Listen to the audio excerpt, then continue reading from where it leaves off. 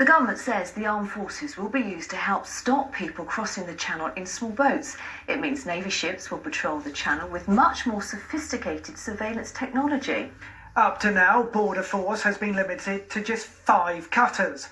Over to our political correspondent, Phil Hornby. Phil, why has this announcement been made today?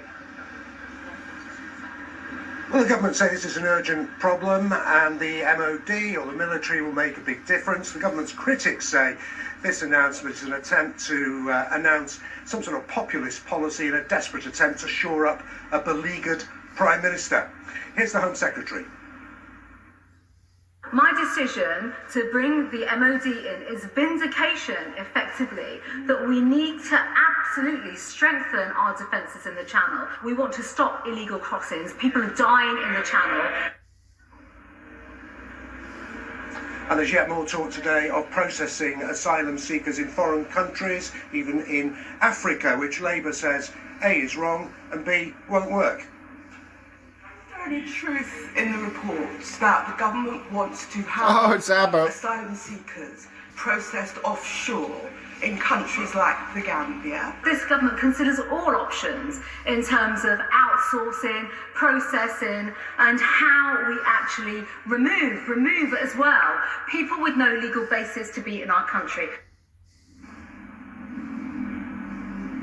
And I mentioned earlier that the Prime Minister is under pressure at the moment.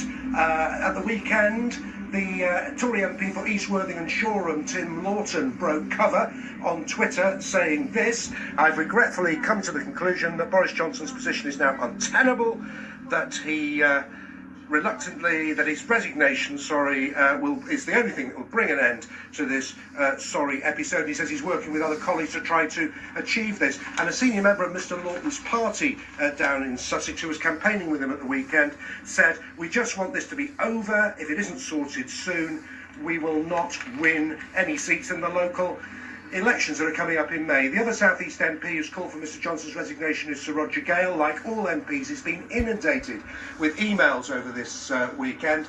This is what he told us about them. No more than 20% in favour of the Prime Minister and 80% pretty hostile. So 4-1 hostile, and I think that reflects the postbags of most MPs who, of course, were also meeting their constituents and their party members over the weekend. Again, I think it's rather ominous for Mr Johnson that very few Tory MPs are speaking publicly today. Phil Hornby, thank you.